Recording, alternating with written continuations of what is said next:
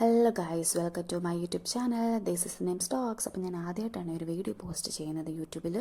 ഞാൻ ഇതിന് മുമ്പ് ഷോർട്സ് ഒക്കെ അപ്ലോഡ് ചെയ്തിട്ടുണ്ട്. നിങ്ങൾ കണ്ടിട്ടില്ലെങ്കിൽ ദയവായി കയറി കാണുക. ചാനൽ ആദ്യമായിട്ടാണ് കാണുന്നതെങ്കിൽ സബ്സ്ക്രൈബ് ചെയ്യുക, ലൈക്ക് ചെയ്യുക and press the bell icon. എങ്കിൽ മാത്രമേ ഞാൻ അപ്ലോഡ് ചെയ്യുന്ന എല്ലാ വീഡിയോസും നിങ്ങൾക്ക് അപ്പോൾ തന്നെ അപ്ഡേറ്റ് ആകത്തുള്ളൂ. സോ നമുക്ക് വീഡിയോയിലേക്ക് കടക്കാം. ഞാനിത് ചെയ്യാൻ പോകുന്നത് ഒരു ഫ്രൂട്ട് സലാഡാണ്. ഫ്രിഡ്ജിൽ ഉണ്ടായിരുന്ന കുറച്ച് ഫ്രൂട്ട്സ് വെച്ചിട്ടാണ് ഞാൻ ചെയ്തിരിക്കുന്നത്. നിങ്ങൾക്ക് നിങ്ങളുടെ കയ്യിലുള്ള എന്ത് ഫ്രൂട്ട്സ് ആണെങ്കിലും യൂസ് ചെയ്യാം കേട്ടോ.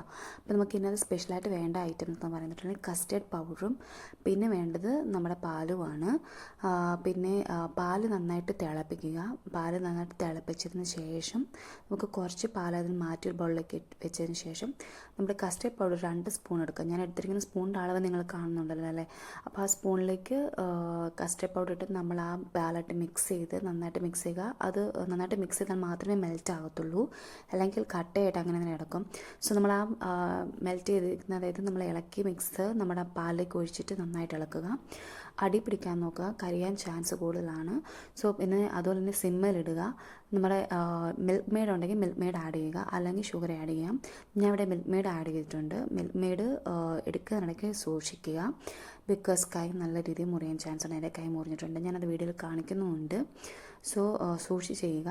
ഞാൻ അതിനുശേഷം നമ്മുടെ തണുത്ത മിക്സ് ഞാൻ ഒരു ബൗളിലേക്ക് മാറ്റി. പിന്നെ നമ്മുടെ ഉള്ള ഫ്രൂട്ട്സ് എല്ലാം ആഡ് ചെയ്തു. ഗ്രീൻ ഗ്രേപ്സും ആപ്പിളും പൊമഗ്രാനൈറ്റും മാംഗോയും പിന്നെ നമ്മുടെ പൂവമ്പഴവും ഞാൻ ആഡ് ചെയ്തിരിക്കുന്നത്. സോ നിങ്ങൾക്ക് ഇത് കൂടുതൽ ഫ്രൂട്ട്സ് ഉണ്ടെങ്കിൽ ആഡ് ചെയ്യാം. അപ്പം ഞാൻ ഈ മിക്സ് നന്നായിട്ട് മിക്സ് ചെയ്തതിന് ശേഷം, ഫ്രൂട്ട്സ് എല്ലാം കൂടെ മിക്സ് ചെയ്തതിന് ശേഷം ഞാനതൊരു ഫ്രീസറിൽ ഒരു 15 to 30 മിനിറ്റ്സ് ഞാൻ വെച്ചിട്ടുണ്ടായിരുന്നു. അങ്ങനെ വെച്ചതിന് ശേഷം നമുക്കതെടുത്ത് മാറ്റിയിട്ട് സർവിങ് ബോളിലേക്ക് മാറ്റി ഗാർണിഷിന് വേണ്ടിയിട്ട് നമുക്ക് എന്തെങ്കിലും ഡ്രൈ ഫ്രൂട്ട്സ് ഉണ്ടെങ്കിൽ ചേർക്കാം. അതായത് മുന്തിരി, ബദാം അങ്ങനെ എന്തെങ്കിലും ചേർക്കാം. അതല്ല എന്നുണ്ടെങ്കിൽ നിങ്ങൾക്ക് ഐസ്ക്രീം എന്തെങ്കിലും ഉണ്ടെങ്കിൽ ആഡ് ചെയ്യാം. ഞാനിവിടെ ചേർത്തിരിക്കുന്നത് ഐസ്ക്രീമാണ്. ചോക്ലേറ്റ് ബ്രൗണി ഐസ്ക്രീമാണ് യൂസ് ചെയ്തിരിക്കുന്നത്. സോ രണ്ടും കൂടെ മിക്സ് ആയപ്പോൾ നല്ല ടേസ്റ്റ് ഉണ്ടായിരുന്നു. സോ എല്ലാവരും ട്രൈ ചെയ്ത് നോക്കുക. ഒരു അടിപൊളി ഡെസേർട്ടാണ്.